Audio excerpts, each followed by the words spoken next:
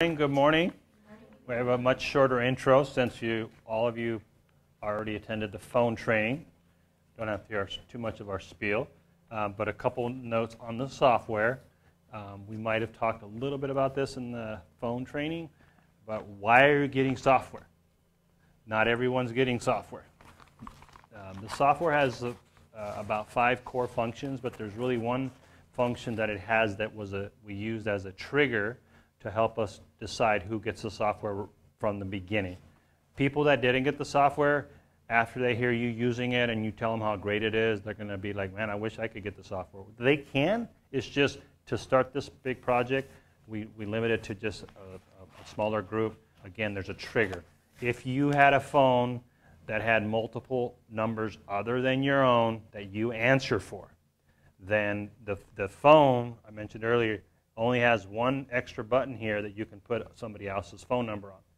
Beyond that, we move you into the software. And we'll show you the software in a bit, but there's a concept called Toolbars. And on those toolbars, we can put 40 buttons if you want in the software. And then when somebody's phone rings for that number, you can answer it with a mouse click on the software. And again, I don't want to steal Janessa's thunder, but you'll see in a second what that means. Now, on your computer, it's not mandatory, but it is very, very, very helpful if you have speakers and they're functioning. If they're not, please email here and I'll get with Todd and we'll get somebody out to figure out why your speakers aren't working. Because what happens is when the phone rings, your speakers are going to do a little chirp depending on how we set your software up. So that's really important too. And finally, at the end of the day, what happens if your computer crashes and oh my gosh, my computer's not working, what am I going to do? Your phone will ring and you'll be able to pick up your phone and dial outside lines. So at the end of the day, your phone will still provide the basic functionality for you to dial somebody and for somebody to call you. What the software is doing is really enhancing the productivity, and when a lot of calls are coming in, it's going to be your best friend because it's basically going to give you just a tool to answer a lot of calls and put them on hold, transfer, so on and so forth. So I actually haven't introduced Janice yet. Some of you came to the training with Lori, which was yesterday and the day before. So this is Janessa Anderson. She's also with Global CTI, and Global is our partner. She's been doing phone stuff for a long time. She trains, project manages. She can do the technical work, so she knows a lot of stuff about these phone systems. So with that, I'm going to turn it over to Janice. Really good question. What you're asking is if power goes out, do the phones work? And the answer is it depends. The reason it depends is because not all areas are going to have what we call backup power. So there are certain areas like public safety and administration, certain areas in administration, or even like there's a command center in the library, if you guys don't know. When there's a big incident, they have a command center here in the library and all the key people come and congregate over here and figure out what to do. Those kinds of areas in a power outage, those phones would continue to function, but a lot of the other areas will not. So that is a really good question. Yes. So welcome to the ShoreTel software version of the training, for those of you who have been listening to me for almost an hour. Sorry, no, just kidding.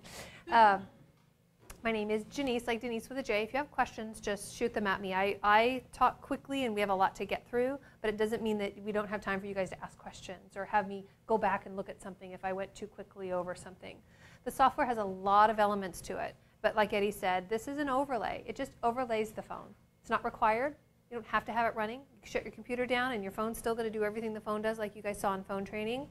So don't feel pressure to have to use this. But on the flip side of that, I noticed that a lot of people who do kind of embrace the software and start to use it, what I hear from them after a week or so is like, I don't ever touch my phone anymore. I found I don't really need to. I can answer and go to speaker, or if I have a headset, I can just click answer on my screen and go to my headset and transfer and conference and look people up and dial people all from my software, and I hardly ever touch that thing anymore. So, but if you're someone who likes the phone, I have a lot of people I like hardware. I like to just press buttons. I'm a button presser, right? So people may like that. Don't feel like you have to, but you may find some new productivity enhancements in using the software. Certainly there's a ton of information here for you guys in the software as well. So the first thing that you'll need to do, and I'm going to back up one step from the screen. You guys will watch the screen here for most of this discussion. But one thing you'll want to look for is when we first set this up, you're going to be at your desktop and you're going to see a little icon here, And I call this Super S, because if ShoreTel had a superhero, this would be on his, on his chest. You'd have this little S on here. So my Super S icon here, you'll need to look for this on your desktop. If it's not on your desktop and they tell you it's been installed, you might just want to go here to your little Start menu, go to Programs, and you'll see a folder called ShoreTel. You click on the ShoreTel folder, and in there you'll see the icon there. Now, by default, it usually sets a little icon on your desktop, but if it's not on a desktop, check your folders. If you have no ShoreTel icon or no ShoreTel folder either, then someone still needs to push that software down to your computer. But it should be there. So when it is there, you'll click on this little ShoreTel icon the first time. Just double-click on this. And what it'll do is it'll take you to the Start menu for the first time launch of your software. Okay? If anyone's ever done like a little Java update or installed a new browser the first time, it's not that complicated, but there are a few steps. This is not exactly like yours, but it's very close. I'll show you what I mean. It's going to start one of these menus where you just kind of hit next, next, next, and we'll put in a little bit of information. You're going to hit next the first time. Now here's where it differs. Your software will already have your username and password filled in. It's integrated to what you log in for your computer. The techie word for that is your Active Directory login or your Windows login. It'll already be filled in here for you guys. These are training phones, so these don't have a profile in the system. But you're going to have to fill out this first block. You're going to have to fill out server name. Okay? Sometimes it's an IP address, but for us, the server name is a little, just a word that's DO-SWD. Stands for District Office Shoreware Director. So ShoreTel has a little system that's called the director. So DO-SWD. Not underscore, it's just that like little hyphen. DO-SWD. This will already, your username and password will already be filled in for you. So don't worry about this. I'm typing this in because I have to. Let's see if I got that right. I always fat finger the password. Let's see if that works. When you get the software, the server name in there, you're going to hit next. You might see the software in the background doing a little blippy thing. It might be kind of setting some stuff up. It says I've been successfully logged into the server, and it's going to ask me to hit next again. I'm going to hit next one more time. Now, if you guys came to phone training, you've probably heard us talk about hitting the voicemail button and changing your voicemail password there. If you set up your software before you do that, it's going to prompt you to change your voicemail password at this point. Oh, I'm sorry, this is your communicator password actually. This is the password for your software. So this software has its own password. All you have to do is put the password in one time and you'll never see this password again. The next step is the voicemail password. So hang on. This password, I like to just put the word change me with a number 1 after it. And I do change me with no space or anything. So change me 1. And then I hit next. Now here, when it says change your telephone password, and there's little directions here, you can read them. But this is where you're going to enter the password that you use for your voicemail. They call it telephone password because you also use it on the options button on your phone. So it's used in both places, but it's basically your voicemail password. So at this point, if you haven't already done the voicemail setup on your phone, it'll ask you to do it here. ShoreTel just wants you to do it one place or the other. So if you did your phone setup by pushing the voicemail button on your phone first, it won't ask you to do it here. So if you don't see this prompt, it's because you already set your voicemail password on the phone. Anyways, you're going to put in your voicemail password, whatever you want it to be. It just needs to be a minimum. I think they want you guys to do a minimum of 6 characters, but ShoreTel will accept 4. I'm just going to put 4 here for time's sake. So whatever 4 to 10-digit number you want as your password, then hit next. If you did not do the record a name on the phone setup, it's going to ask you to record your name here. When I hit next, it takes me to the prompt where I do the record a name. All I have to do is hit this record button, and it's going to prompt the phone. Really, all it's going to do is it'll default to do it over the speaker, or you can. I would prefer that you guys pick up the handset. I'm going to do it over the speaker to demonstrate, but just pick up your handset, then hit this little red record button. Okay? You'll hear it over the speaker, so you guys hear what happens. I hit the record button.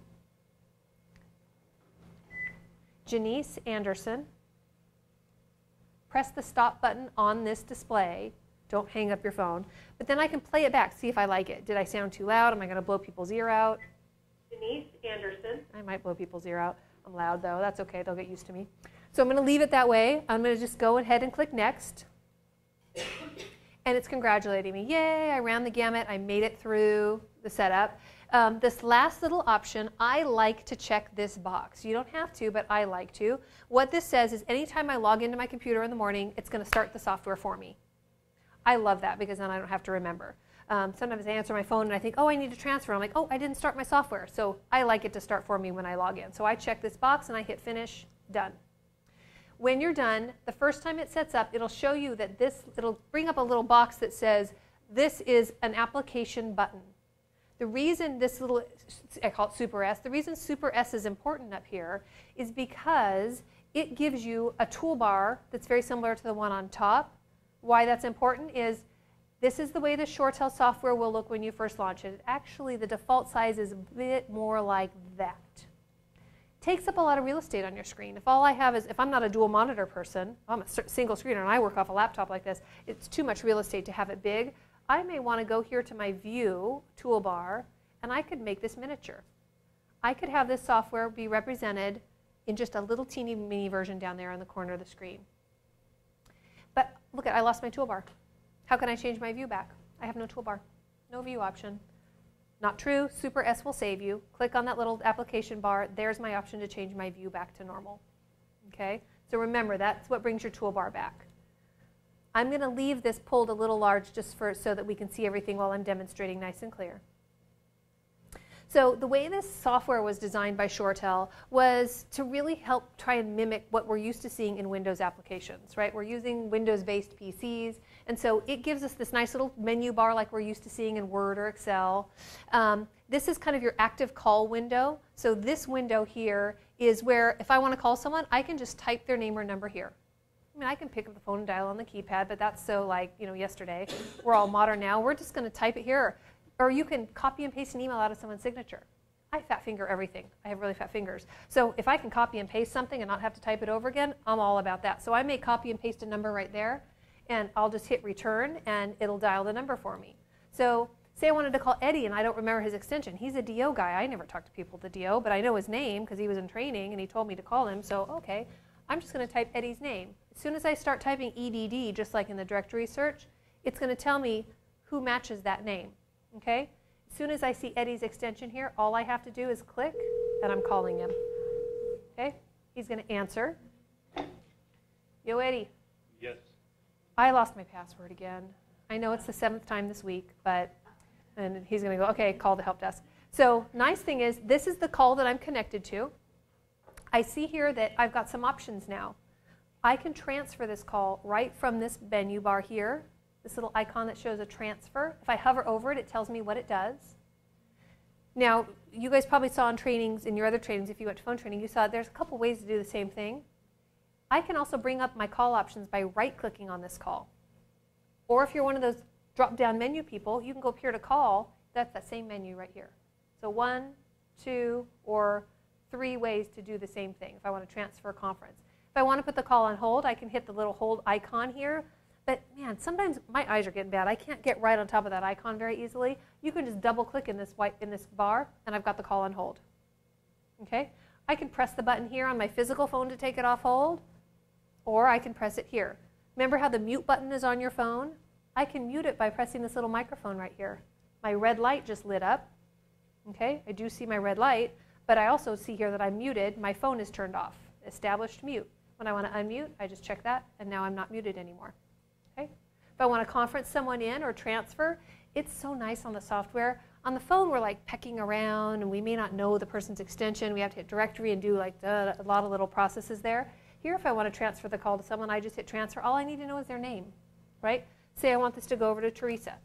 I'm going to just start typing Teresa. Now, which Terry? Oh, let's just keep typing the name a little further. There's Teresa Minter. I want to transfer to her, but I want to consult with her first. Or say I wanted to transfer to Teresa and I saw a red bubble by her name. And I think, oh, she's not available. Or maybe it's an orange bubble.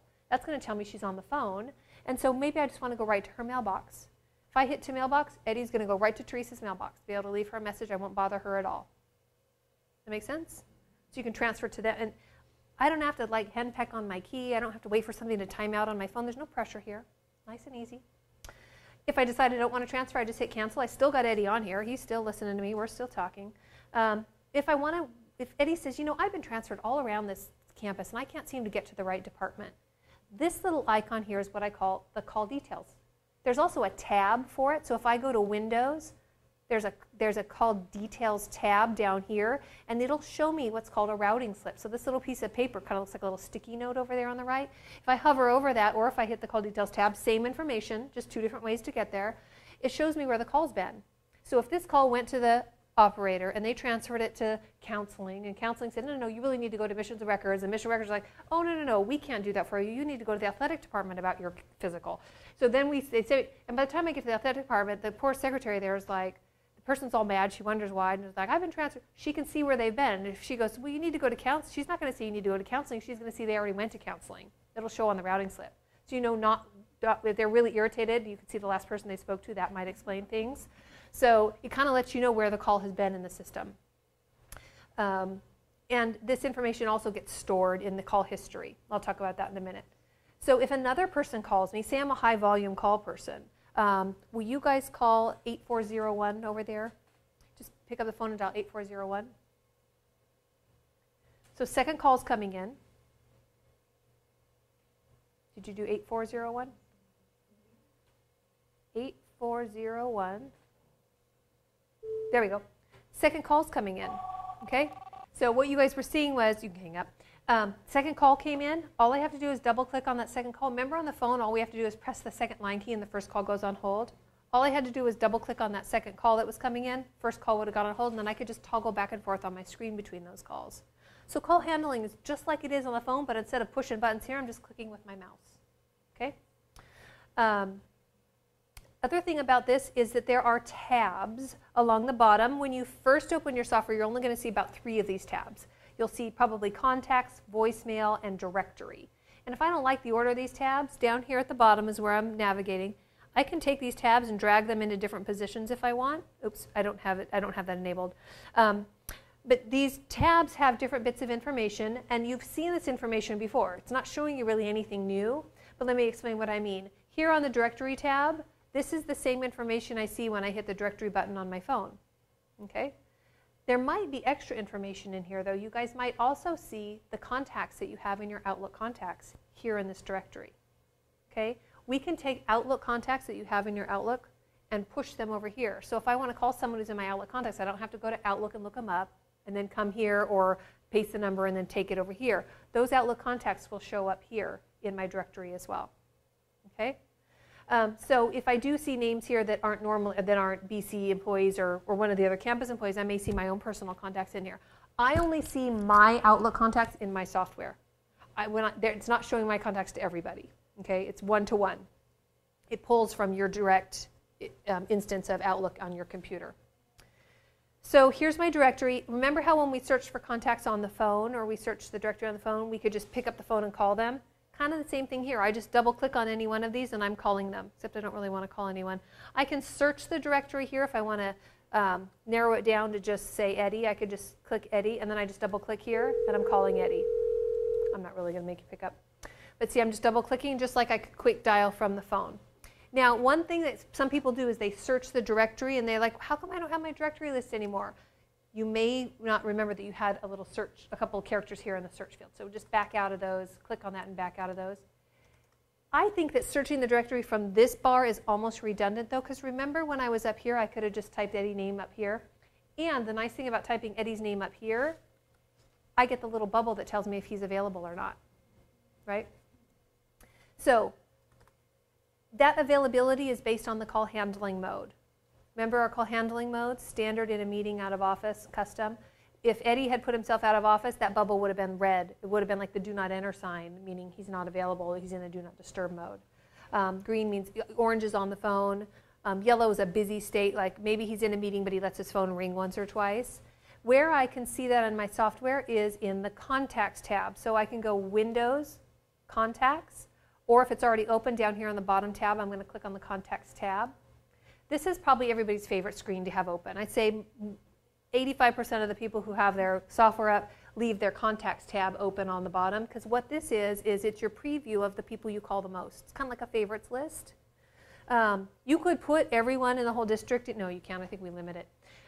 You could put a great number of contacts in here. You want to leave it manageable. I leave it for just my favorites. So that my boss and my other project managers and my technicians I work with a lot, they're the ones I put in my contact list. But a lot of the sales guys who I never talk to, I don't put them on my list because I don't really ever talk to them and I don't really need to know if they're on the phone or not. But how I build my contacts list, it's going to be empty the first time. How I build this is I can go here where it says add, and it kind of tells me the contact list is a group of most frequently used contacts, blah, blah, blah. If I click add, I just type their name or extension, whichever I know more offhand. So I want to put Eddie in my list. I'm going to just click Eddie. I'm going to find him in my list of options. I'm going to add him to my contacts group. I'm going to say OK. As soon as I add my first one, the little directions go away. And now I see Eddie in my list. He's green, it means he's available. If I hover over his name, it tells me more information. Eddie's in his standard call handling mode, and his extension is number 5137. If Eddie goes to make a call, he turns orange. If I hover over his name, I can now see that he is in standard operating mode, but that I know he's orange tells me that he is on the phone. The second he hangs up, he goes green again. It's real time. If he puts himself in a meeting or out of office, he's going to turn red. And it'll show me, then I hover over the little bubble here, he's in a do not disturb mode. If I go over his name, I can see, oh, he's out of office. Okay? You software users can also put a little informational note as to what it means that you're out of office. I'll show you that in some of the options menus. But if I hover over his name and if he'd put a note, he could say, at BC College all week for training. So I would know the reason he's out of office even. I can put another little call handling note in there to maximize the amount of information that people see about me. Or he could put about himself. You can build this list one by one by clicking add and adding one at a time. But I'm impatient, that takes too long. So I'm going to go here to my directory, and I'm going to go and I'm just going to search here through all the people that I want, and I'm going to hold, like say I want Annette, I'm going to hold my control button down, and then I'm going to pick everyone else I want. So say I want Annette, and I also want Bob, and I don't want Saracosa Classrooms. There's 2,000 entries in here. So I'm just going to keep holding this down. Oh, I want Connie and I want Colleen. So I picked 4 people that I wanted by holding my control button down and selecting them with the control button held down. As soon as I get all the ones I want, I'm going to right-click on one of the gray ones I've selected. If I right-click outside, it's going to deselect everything that I just did all that work for. So right-click on one of these gray guys and add as contact to your contacts. Now when I go back to contacts, all of them are added all at once. That's kind of a fast way to add multiple people at once. I can see Colleen here. She's in some sort of busy state. She's on an extended absence. Maybe she put herself out for the summer. Maybe she's someone who's not here, they're in summer. But everyone else here, I see that they're in standard mode. These are speed dials also. So when I need to call somebody, I just double click and I'm going to launch a call to them. Yes? So how do you change it? Like if you're going to a meeting or if you're on vacation, how do you change it? Right here with this drop down. Have you gone to the phone training yet? So you saw on the phone how you press the mode button on the phone. You can change it on the phone, or just as quickly as you do that here, you just pick this drop down here and then you select which mode you want to go into. Okay. You can quickly change those call handling settings here by going to this last option, configure call handling, but I'm going to show you another way to get there too. Remember, 2 or 3 ways to do the same thing. And trust me, every time I do one of these trainings, someone tells me a new way to do something that I didn't even know about. I just learned one today from Eddie. So that's our contacts list. There's a couple different views. If this font is too small, you can actually go to a large icon view. It makes the icon bigger so you can more quickly see someone's status change. You can still hover over the name and see all the information about the person though. So you don't lose information, it just makes the icons bigger. There's also a detail list, which actually gives you a couple columns of information so you can quickly see in Word form what status they're in. And then you can also make groups. So I like to do this where we have multiple offices. So I have an Irvine office, I've got a lot of home-based employees, and then we've got our Bakersfield office. If you right-click in this field, I can add another group in here. I can have a group called Porterville College. I'm just going to use PC real quick. But then if with my PC group, say Colleen, say she's at Porterville, I could just grab and drop her name into my PC group. We're going to pretend like she is. I don't know where she really is. And I can just drag and drop people into my different groups. I can rename contacts. Contacts is just the generic first group. You don't have to change this, but if you want to, you go here, you rename this group to BC. Okay? So now I've got my BC list, and I've got my PC list, and I could have my CC list. I have all my colleges and separate, or maybe I want different departments here at BC. Maybe I want to have my admissions and records department and my counseling department staff all in different groups. So go crazy with that. You can have fun and create all your lists. There is a point where you saturate this list. I don't remember what our maximum is. It could be, we could have 500 max, but man, if you've got 500, you're scrolling. And then you have your directory. You might as well just use a directory at that point. I like about 15, 20 in here is about good for me. The operators will probably have a whole separate screen dedicated just to the contact list. So an operator will probably look at this in the small icon view, and they'll just have an alphabetical list of everyone who they could possibly transfer to or they'd like to transfer to often.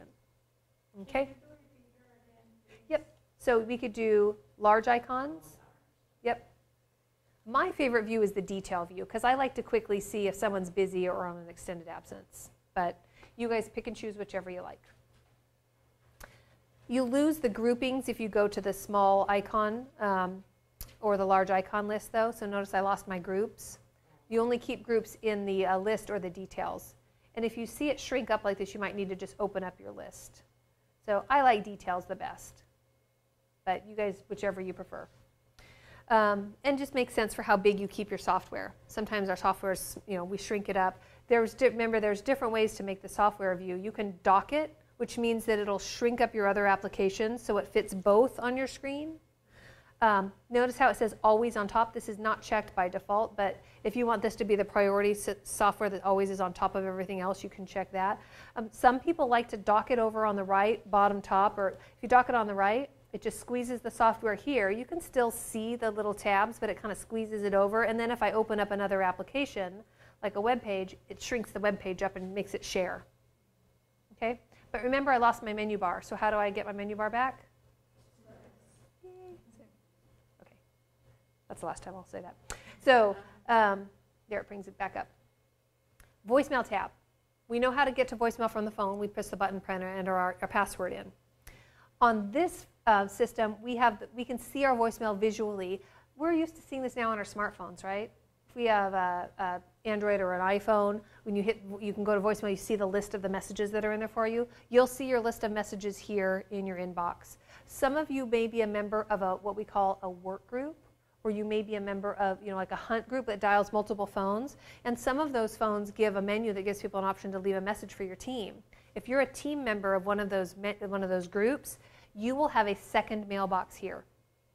Okay? You'll have one that has your name on it for your personal mailbox, people who call your extension directly, but then you'll have a second mailbox that may be called, admissions and records main line or something like that. Counseling, I think, is one of the ones that has you might have a mailbox for the group if people call your main department and leave a message. Every one of you who's a member of that group will have access to that same mailbox. So you guys will share handling those messages. Whoever sees it first may move it to the saved box. Saved messages can stay here infinitely until the mailbox gets too big. Deleted messages wipe out at 2 a.m. I can't get them back. If you delete a message, that's it. It's gone at 2 a.m. So I would recommend, if you're not sure, just put it in the save box until you're ready and you're sure that you've handled it or you have all the messages that you need from it. For this mailbox, Mm-hmm. can you share, forward the message so Yeah. I check it and it's really for Denise and I forward it to her? Let's have you call me and leave me a little message. You guys need to see this, so this will be dual purpose. Call 8401. Now, on the phone and on the software, when someone calls you, if I look at my phone, I have an option that says 2VM. I could divert her to my mailbox, but also here I get this little toaster pop up like a new email message. I can hit 2VM, dropping it to my mailbox. It's not personalized yet, but you'll hear, oh no, you will hear my name.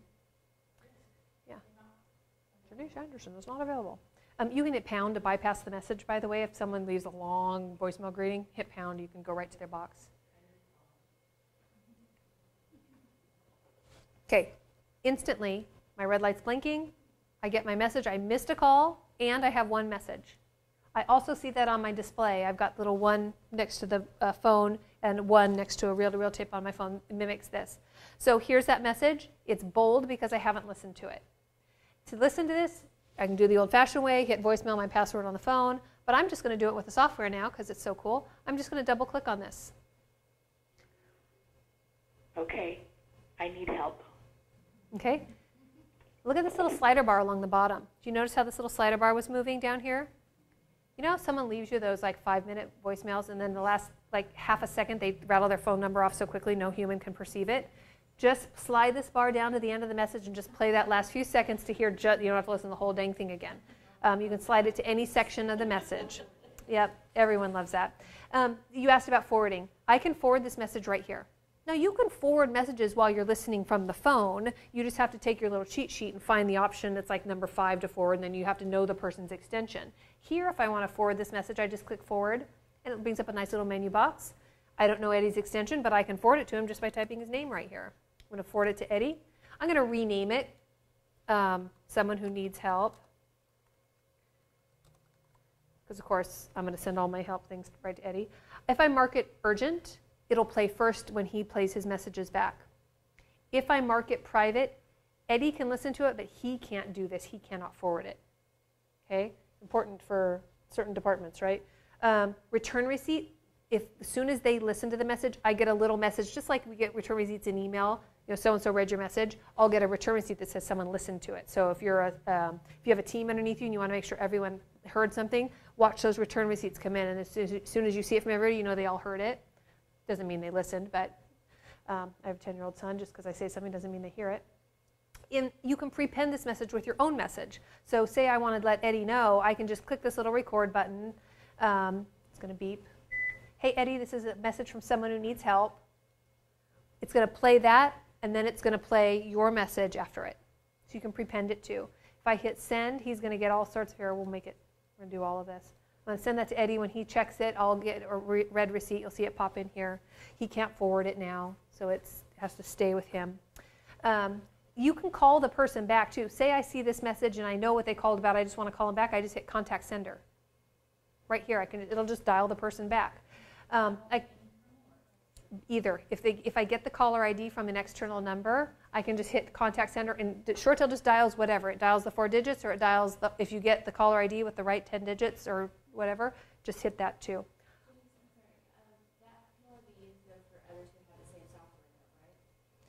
You can forward a message to anyone with a ShoreTel mailbox. They don't have to have the software to receive a forwarded message. If you don't have the software, you can't change the subject. And if they don't have software, they won't see the name of the subject anyways. But really, that name is to customize for people who have software. You can't annotate from your phone voicemail. Yes. You can't do it from a phone.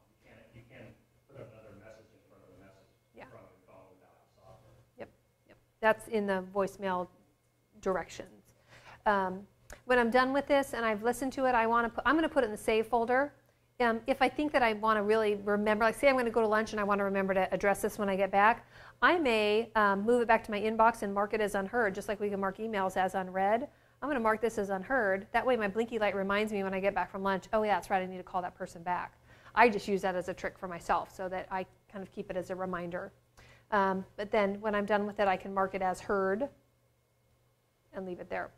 I can send a new message to my team. Say I need to send a message to my whole team. I can just record a new voice greeting and just send a message right here. So it's like creating a message like a voice memo, and I can send it off to somebody. Does that make sense? Same way that I recorded that prompt in front of the other greeting. Okay, so we covered contacts, we covered voicemail. Call details. When I'm on a call, I will see the call details. This is where I see that routing slip information that we told you about. Directory, this is just like that directory on the phone. I can search it here, but again, I just like to search for names up here in the dial bar. History is going to show me the history of all the activities on the phone, just like the redial button on our 230 phone shows us. So if I hit redial on my ShoreTel phone, it'll show me a list of all the to, from, and missed calls. But the phone is limited to only show me 20 entries. So after I see the last 20 activities on my phone, this list the phone doesn't show me. This history here on the software will show me the last 1,000 calls to, from, or missed. Now, if I'm a busy answering point in my department, I may have a lot of group calls that stack up in here. But if I'm someone who has kind of just my own extension, I could have a couple months of data in here depending on how busy my phone is. If you ever needed to do something with this history, like say your boss says, I want to see all the calls that you made last week, right-click in here and you can export this history. Just sends it to an Excel document. Then you can take out things you don't want to see. You can delete it. You can delete your history if you want to keep a fresh view of what you do every day just in there, but it does not delete the record of that call off the system. It just deletes it off your view of the software. Okay? There's no way to really get rid of a call that happened on the system, but you can take it out of your view. Notice that here in the history, I see that this call ended up being a message. Notice I have my little play menu down here. I can play the message right here from my history tab. So again, when I come back from lunch, I like to look at my history, see what calls I missed. And then if someone left me a message, I don't have to go to my voicemail tab. I can just play it right from here. Same way to do the same. There are two different ways to do the same thing. Make sure I remove everything. Quick dialer, comment. So I showed you guys some handling calls. You guys want to see some more call handling in here? Let's do that again. Let's have you call. Yes. We do an experiment with in the previous classes. We have like 7 people call you. Okay. That way you can. All right. So let's have, how about the front row on the right over here, on my right, dial 8401, and then maybe the second row. Yeah, go ahead, call me. 8401. You guys are going to dial. That's it's right up here on the top of the screen. 8401. Yeah, all 3. Okay. All right. Actually, all 3. Thank you for calling Bakersfield College. Can you hold, please? Sure. Thank you for calling Bakersfield College. Can you hold, please? Yeah, let's have some more people call. Good. Stress me out. Hi, Eddie. I've got a few calls. Can you hold, please? Thank you for calling Bakersfield College. Can you hold, please? Thank you for calling Bakersfield College. Please hold. Thank you for calling Bakersfield College. Please hold. Sure. Okay. Now, everyone stay on. I can go back to that first call. Thank you for holding. How can I help you? I want an appointment. You want an appointment? I'm going to have to send you to counseling. Okay, so then I could just quickly transfer this. I'm going to go to counseling. There actually is we're going to go to PC Counseling Center, and I'm going to transfer you off. The Bakersfield Counseling isn't here yet. It's reminding me I have calls on hold. So as I handle all of these calls, I can transfer them off, or I'm probably just going to hang up on you guys, quite honestly.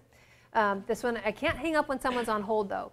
If I try to hang up this call, I could try to hang up, but it's going to say, wait a minute, this call's on hold. Are you sure you want to hang up on this person? So you can't accidentally hang up on someone and say, oh, no thanks, let me take them back. You know, Bakersfield College, how can I help you? Can you transfer me to the Child Development Center? Sure. I don't know that number, child. Oh, whew, there's the BC Child Development Center. Pretend it says BC. So I would transfer you off there. I'm really not going to do that. Go ahead and hang up. Now, these guys have been on hold for more than a minute, so they're going to start to turn bold. Now, I've only got 3 lines on my phone, but notice I'm handling 4, 5, 6, 7 calls in my software. This phone, my extension, can handle, reminding me, that I can actually handle up to, I think, is our call stack 8 or 16? The maximum call stack that I can handle on my extension is 16. But notice how this just kept getting bigger as more calls were coming in. So, and I just kept clicking and answering, clicking and answering. Notice how I didn't panic? If that was real, I would have panicked, but.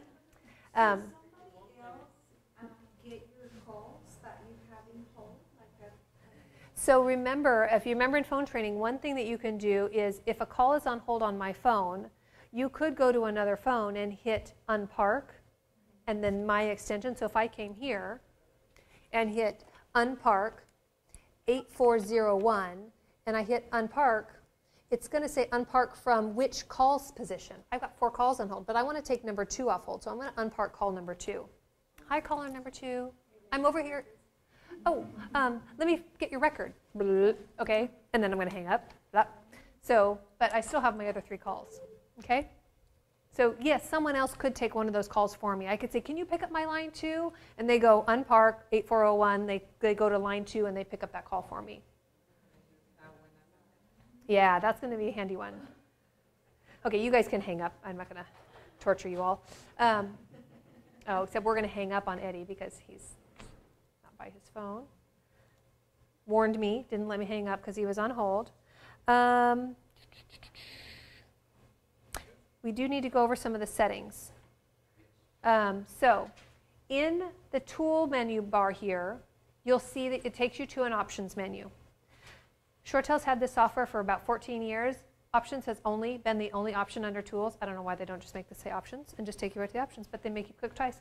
But you can also go to Super S and get to the options menu here. So 2 ways, either Super S and options or go to tools and options. There's only one options menu, just 2 different ways to get there. In the options menu, we've got quite a few options. The one that I wanted to show you first is the call handling mode options. So right here on the left navigation pane, these are those 5 call handling modes we talked about. Remember how, you probably heard this in phone training, when your phone is in a meeting or out of office, by default that's a do not disturb mode. But say I want my meeting to not always go to voicemail, okay? I'm in a meeting and what this little box over here is telling me is that it's going to forward calls always. Never is going to ring my phone, it's always going to forward, and it's going to forward them to this destination, to the voicemail system. But say that when I'm in a meeting, I want my team to answer it. I can change the destination and I can put the work group of my department in here. So say I know my work group extension is 7000. I would just type extension 7000 in there and then it would send it to the work group for my mailbox. Only when I'm in a meeting, okay? But maybe I'm in meetings in my office and someone's sitting in my office, but I want it to at least ring my phone once because maybe it's the chancellor calling and I want to be able to pick that up. But I don't want it to ring more than once. Then I would say when no answer or busy, and I would change it to make sure that it stays here at 1 ring. Maybe I want it to ring twice though. I hit change destination, I pump this up to 2. Now it's going to ring 2 times. I just say okay. Now watch my forwarding rule says 2 rings. In standard mode, by default, ShoreTel gives you 4 rings before it goes to voicemail. But I'm busy, I'm chatty, I may not get to it in 4 rings. I need at least 5 or 6 before it goes to voicemail. So I'm going to hit change destination, I'm going to pump this up to 5, maybe 6. So I have 6 rings. I can really finish my long-winded sentence and still get to my phone before it disappears off to voicemail. Remember when we set up voicemail, we can tell people, thank you for calling, this is Janessa, blah, blah. If I want to re-record that greeting, I just go here to record greeting. So you can do it 2 ways. Remember on the phone, you go into that mode, you hit 7, 1, and you record the greeting. Here we're going to just go to the record greeting. Here's the prompt. I just hit record and it cues my phone. Remember, pick up your handset when you do these recordings, otherwise you might get background noise. But so if I pick up my handset and hit the record button second, that's fine, it'll work. When I like it, I just say okay, and now I've just recorded my standard greeting real easy right here from the software. And then remember I said there's a 0 destination. If I want to give my callers the option to press 0, if I don't have the software, 0 is always just going to default to the operator, which is going to be our reception desk here at the college. But maybe I want a custom 0 destination. I want 0 to go to my counseling work group so that if someone gets my voicemail, they can go to and they stay in my department. I can make the 0 destination be my work group for the counseling team. So maybe I put here the BC counseling extension, the main extension for BC. And then I say, okay, now if people press 0, and now I'm going to tell them, if you'd like to go to the main counseling department, press 0, instead of if you'd like to go to the operator, press 0. So I let my callers kind of get a clue of where they're going to go. And I have a different 0 destination for every one of these modes. If I go in a meeting, I can have a different 0 destination. If I leave it blank, by default it goes to the operator. But if I want to fill in a different 0 destination for my callers, I can, every mode I can make a custom 0 destination. Does that make sense? Okay. Voicemail. In voicemail, we have the option with ShoreTel to do something that in the industry we call unified messaging. And what does that mean? It means that voice messages can come to us on our phone. We can get them on our software or our phone, right? We can also have the system take that message and send it a notice to us in our email inbox. So if I'm someone who's in Outlook, I might be a Power Outlook user. I'm constantly in my email. I don't have this ShoreTel application open. If someone leaves me a message, I'll get a notification in my email inbox. I get that notification in one of 2 ways. There's this notification delivery option here. If I click this down menu, I get email notification, and so I either get it here in my software, or if I click email notification, it's going to email to my email box a little indicator that I got a voicemail, and I can play it from my email inbox too. It plays over my PC speakers at that point, or there is a drop down, just like when we were in voicemail. See this little drop down guy right down here in the corner? It looks like a phone. I could change this to play it over my PC speakers. Like Eddie said, if you guys have PC speakers, you can play those the voicemail messages from your PC instead of from the phone. I'm doing it from the phone here in particular because the phone is nice and loud and the PC speakers yelled at me earlier. So back to my options menu. The last thing I want to show you guys here is the Outlook. This system, remember I said your Outlook contacts can show up in your directory? By the way, those Outlook contacts will also show up when you press the phone directory. So when you're like, why is my babysitter in here? Or, you know, like they don't work for the college. It's because your Outlook contacts, if you integrate them, they will show up on your phone directory as well as your software directory. So to have your personal contacts show, you need to make sure this button is checked right here under Outlook contacts. By default, the software installs this option checked. Voicemail integration, this is what allows it to send the voicemails to your email inbox. Make sure that this is installed. By default, this is usually installed, but if this doesn't say uninstall, if it still says install, it means that little option hasn't been installed yet. If you have to install that, if it's not working and we ask you to install it, it'll ask you to close Outlook. It's putting in a kind of a little link between this software and that software when you do that. The last thing that I want to make sure you guys know, in this Outlook option, there is this little calendar integration. This thing's kind of persnickety. Personally, I don't like it so much. This option to use Outlook appointments to change call handling mode. Let me explain what it does. If this little box is checked, when I go into my Outlook calendar and I create an event, it will give me an option just like this drop down. I'll see a little option with these icons in it, so that during that calendar event, I can automatically make my phone be in a meeting. If I have a 1-hour meeting, I could say, you know what, calendar, change my phone for me during this 10 to 11 o'clock meeting I'm going to be in. So 10 o'clock hits, I should be at my meeting. Hopefully I'm not late, but my phone, without me even touching it, it's going to go to in a meeting during that 1 hour. The other thing, however, that happens when this little box is checked is that it follows your Outlook work hours. Some of you may not even realize, I didn't realize that this was even in there until I started using ShoreTel. You know in your Outlook calendar there's like a dark blue section, like before 8 and after 5. The default is Monday through Friday, 8 to 5. What it does is at 5 o'clock, it turns your phone to out of office automatically for you, which is really great if you like using out of office when you're going to be out. But if your hours aren't 8 to 5, it's going to be, you'd have to go to Outlook and change those settings in your calendar. So you can do that. I quite frankly don't like it because people have to call me after 5 o'clock. Project managers, we work, we're cutting over, starting at 1 o'clock in the afternoon, we'll be there till 10 o'clock at night. So I have to be available at different hours on different days. So for me, it doesn't work for me. I uncheck this box. And I would recommend for the time being, it should be unchecked for you. But if it's not, if your phone at 5 o'clock is going out of office, you're like, I swear to God, I didn't touch it, it's possessed. It's not possessed. It's just doing this. It's changing for you automatically. So you uncheck. I like it unchecked. I like to put myself in modes. I don't like my calendar. You know what happens?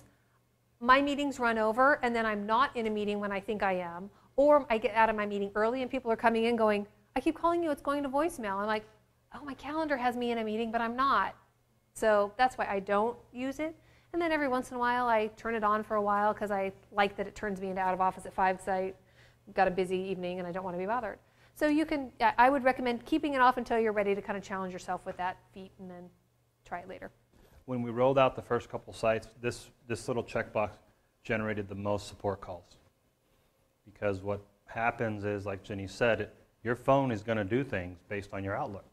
And the buttons turn red because you're in a do not disturb mode, which is one of the out of office or in a meeting. So when we rolled out initially, the box was checked by default. Well, we're going to go on the back end and we're going to uncheck everybody's boxes because it generates a lot of confusion. I would say, from what I can hear from people, less than, I would say, 10% of people that I know use the checkbox because it gets too confusing. What happens if you get out of a meeting earlier? You have to remember to put your phone back in standard mode, whatever it might be. I'm not saying don't use the feature. I'm just saying it's very dangerous because you might think your phone's doing things and you're not even doing anything to make it do that. So if you don't have the orange S icon, program icon on your computer by Monday morning, go ahead and shoot an email. It's being pushed out. If any of you have Mac computers, those are being done manually, meaning somebody's coming to that computer and installing it. But for all Windows computers that have been identified to get the software, you should have the orange S. You see it there. If you don't, like I said, contact us. There's a couple mentions of the zero destination. That has not been finalized yet. Most likely what's going to happen with the zero destination, it's going to go to 4011 because that's the main campus number. But if you're not aware, 4011 is a phone tree. It gives the callers the options, and the last option in there is a 0 option or an 8 option to talk to Victor, right? But it doesn't, when you hit when you dial the main campus number, it doesn't go to Victor, the switchboard. It doesn't go to the switchboard. It goes to a tree first to give people information and let them do different things. And then the other common question we get is, can I forward my phone? Janessa went through that, right? And since you're getting the software, if you go into Tools Options and go into your call handling modes, that's where you can change it. She mentioned forwarding it to a group number, but you could forward it to a coworker's number if you want, and that's the way you forward. But you have to remember that you did that. That's another big support call, or a lot of support calls we get. My phone's not ringing. My phone's not ringing. Either they have it in the wrong mode, or they forward it to something and they don't know how to unforward it. So just be aware, because you have the software, you get that. We talked about the Outlook. Now, contacts. Janessa mentioned that you'll see your Outlook contacts in your software, and you'll see them on your phone. Those Outlook contacts, you're the only one seeing those because it pulled those from your Outlook. It's not like if you pull those contacts in, everybody's going to see your contacts. It's just for you. Now, that's different than the contacts that were already in there from the system. Those are what we call ShoreTel contacts. Those are common for everybody because that's just the whole system in and of itself. So if we can bring the software up one more time. And then everybody wrote this down, right? Because it's going to ask you for the server name. This is the one piece of information you need to get the software going. When we did that little experiment earlier where I had everybody calling 8401, this section here where you have the mouse click, this is what, to me, is exciting because this is the power that we're empowering you with to be able to handle a lot of calls. Remember I talked about why did you get the software? You got the software because you had a lot of numbers that you answer for, or more than one or two. That's these toolbar buttons up here. So you'll have those, but that's why you're getting the software. But you're getting a bunch of other bonuses, right? You're getting visual voicemail, you're getting contacts, you're getting longer history. That's why I was saying that even if there are people that didn't get the software, that didn't meet the trigger, once they hear what the software does, if anything, they're going to want it for visual voicemail, right? And that's kind of why we're recording the session. So people say, I want the software. Then we say, okay, go ahead, here we're going to deploy it. And for training, go watch this video, which we're filming today. But to me, this is what we get energized about in terms of saying, look, we're coming from an old system to a new system. The first few weeks, it's going to be hectic. It's going to be chaotic. But I always say, and I think I said it in the phone training, wait 3 weeks, and then if you want to curse the new system, you can. But I haven't had anybody come back and say, I don't like the software. Once they get to know the software during busy times, it's going to be your best friend because it's going to mouse click and do calls and all that kind of stuff. So that's it. Questions? We have a few minutes for questions.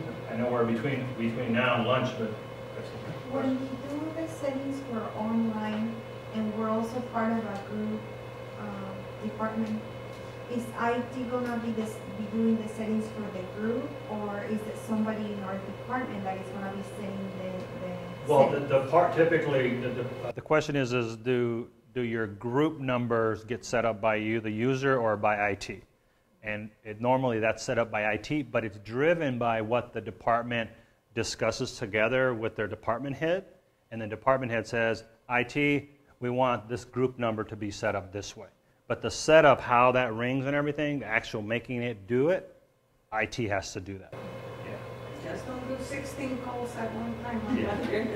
But if you figure the math, 16 calls divided by however many phones, then you kind of divide it. We only going to be 3 people in the back. Yeah. And not all. Oh, we can reduce it. I mean, that's a common thing. People come and say, for the group, can you please reduce it down to 8?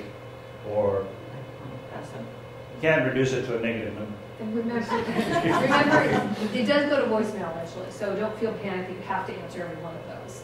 If calls are ringing and you just can't get to it, someone's just like me and maybe you will shut up and you can't get to that call, don't worry, it'll go to voicemail. Even for the group member, the group has their mailbox that they'll share.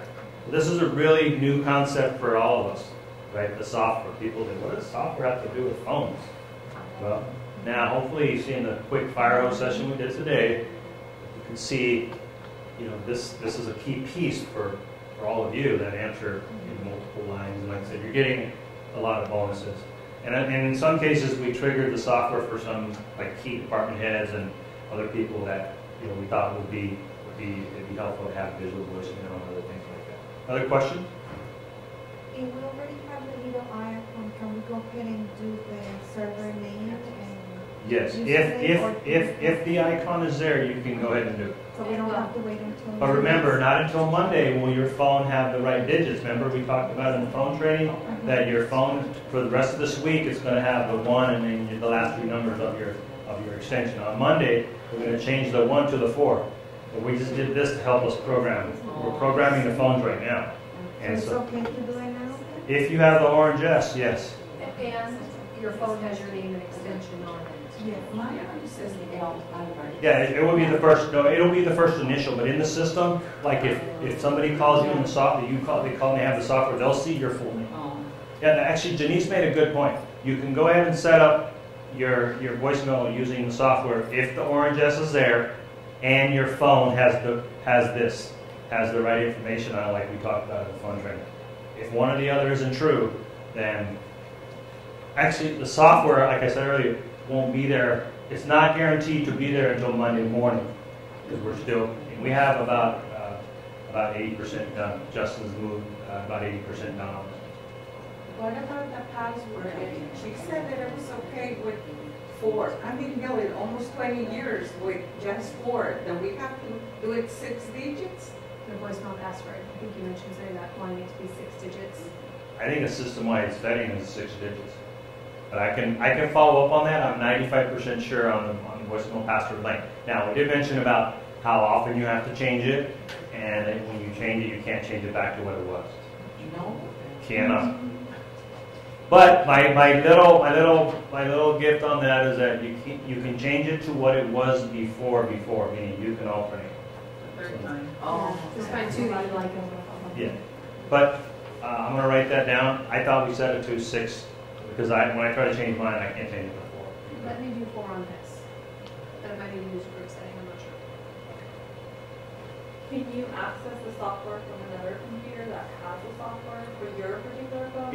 If you log into that computer with your network login, then you can. But remember, if you log into a computer here with your network login and your phone's over there, then when you click answer, your phone over there is going to go on speaker, and you're over here. You see what I'm saying? There is a way, if there's another black phone at that other desk, you could temporarily make this phone look like the phone in your office. That's called phone reassignment. If you're interested in that, let me know afterwards. There was a couple people in some other trainings that wanted to do that, but the thing with that is a little dangerous too, because you go to this phone and you make it your phone. When you leave, you go back to your desk and it says available. Your phone's like an orphan because there's no information associated with it, so you have to bring it back. And it sounds complicated, but it's really about a 5-second process. And I just wrote an email yesterday to Sue Vaughn to explain to her how to do it. And really, once you do it 1 or 2 times, it's about like I said, it takes 5 seconds to do. We use it quite a bit. Like for example, in Bishop and Mammoth, we have people that go back and forth. They have 1 number. They used to have 2 numbers. Now they have 1 number, and they go to their office. The first thing they do is they log into voicemail, 731, the phone flashes, and it turns into your phone. You notice Janice called me earlier at 5137. You guys probably know, some of you know that's my district office number.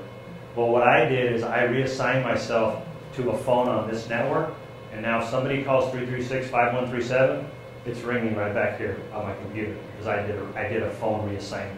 I could go to Bishop and assign my 5137 extension there. Somebody dials 5137. They think I'm in the office, so they get a little spooked. And then I say, well, I'm in Bishop. What do you mean? Call 5137. Kind of a new concept. So if you are wanting to do that, you can, but you have that other piece, which is you'll probably want to do a phone reassignment. Does it matter if it's on the head piece? Like that's... No, if you just do the phone reassignment, if that other phone doesn't have a headset, you'll just use the phone with the normal handset. It'll work out. Like I said, there are situations like, another example is Brian Smith, who works in IT. He goes to Delano 1 day a week. He has 2 numbers in the old system. In the new system, he's going to have 1 number. When he goes to Delano, somebody dials 395-44, whatever his extension is. If he reassigns his phone in Delano, it'll ring the Delano phone, just to simplify things. New concepts, but if you think about it, it's really cool. I mean, what to be able to do that. You have, like I said, Sue has some other folks too that she says do that, where they go to a back room and they work for. But you have to have a phone back there, right? There has to be a phone back there. So, other questions? Or there's a lot of information, right? A lot of information. But we've done 7 sites. We can attest it does work. Wait 3 weeks and then send me gifts on internal mail because you love the system so much, and then 3 weeks. You come over and help us. I should say 4. I should say 4 weeks because I know the semester starts like 1 week. So by September, whatever the first September date is, then let me know. But you can reach me here. But most of you know, I mean, if you look my name up in email, I'm there. So if something doesn't seem right, you're getting to run around on phone, I'm the guy to go call, and I can figure out how we fix it, who to go find and fix it. So that's another bonus you get from the training. You get to wring my neck if something's not working. The support page is still available also, so if someone didn't get a user guide, they're available on the... Yeah, the software guide is on here too, if you look at the top. We showed the site of the telephone training, but remember, that's if you need the guide or you know somebody needs a guide, so you just go to support.kccd.edu and then you click on guided help, telephone, and it takes you right there. Okay, happy phone use.